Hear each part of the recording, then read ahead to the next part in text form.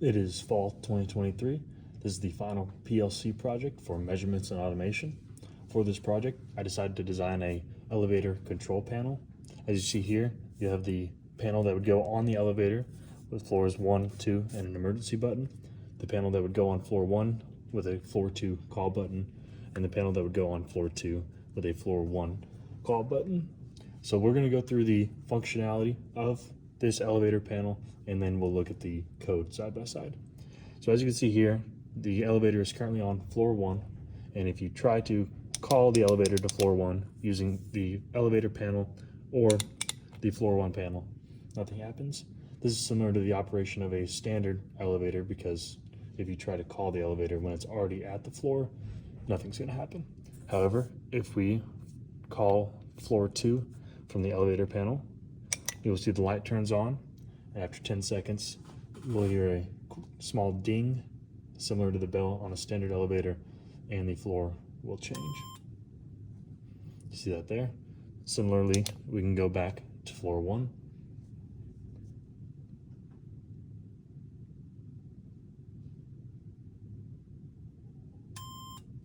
And additionally, we have an emergency button. So if we press and hold for 2 seconds, the emergency alarm will sound and our flashing light will turn on.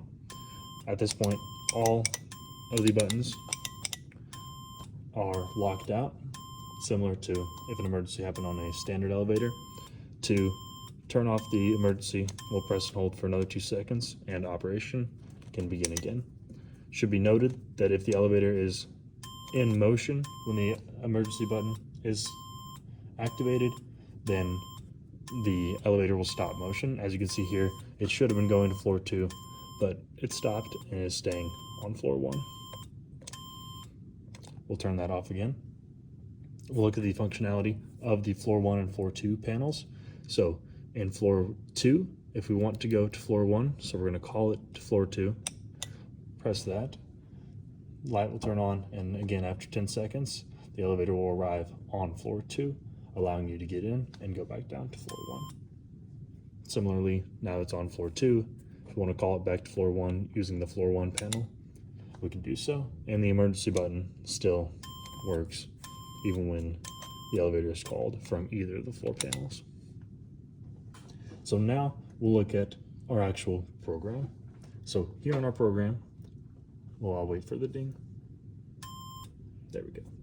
So in our actual program, we have 5 main variables to cover our 4 elevator call buttons and our emergency button. As you can see here on rungs 1 through 4, these just simply set C101 through C104. And then here from 5 to 7, we have a latch circuit. So this is what allows us to press and hold for 2 seconds before the elevator is actually active. Now, in this program, it's actually inverted. So as of right now, the emergency elevator button is deactivated in the code, but it's active on the panel. And again, we can press and hold for 2 more seconds to deactivate it. Here on rungs 10 through 12, we have the master reset switches. So if the emergency elevator becomes active, if the emergency switch becomes active on the elevator, then all of the floor call buttons will be reset. That is the lockout mechanism. Additionally, if either of the floor 1 switches, or if either of the floor 1 buttons are called and we're currently on floor 1, then it'll just reset those call buttons, because again, you're not going to call the elevator to the floor that it's already on. This functionality is repeated on rung 12 for floor 2. Now, rung 13 controls the actual on and off sequence of the emergency light and the emergency alarm. So here we have a 2-second timer.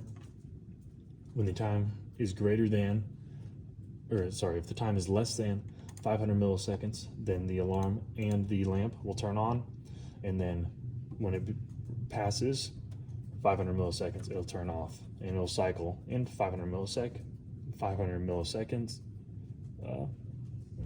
cycles, essentially.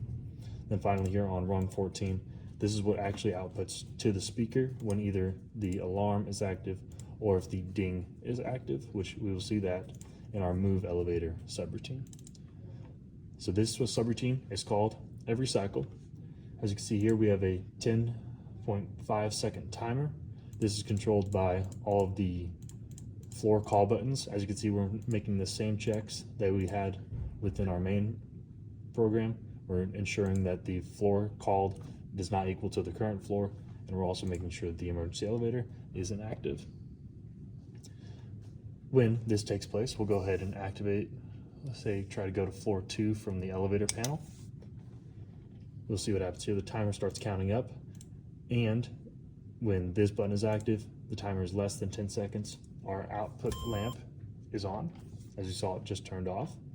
Once 10 seconds has passed, our current floor will either be increased or decreased, depending on which floor we're going to. Additionally, this floor display register will change, and this is what controls the actual output of this LED, or of this display, rather. The display is simply based on the input voltage, so we can just alter the voltage a little bit and get the desired output from 1 to 2 and vice versa. So you can see in rungs 6 and 7, this is the exact same logic, just adding or subtracting the values from the current floor and the floor display. Finally, that ding control we saw earlier is here on rung 8 when the time is greater than 9.6 seconds. So this will be on for 0.4 seconds. The ding will be 0.4 seconds immediately before the elevator arrives. So we'll look at that one last time, calling the elevator back to floor 1 from the elevator panel.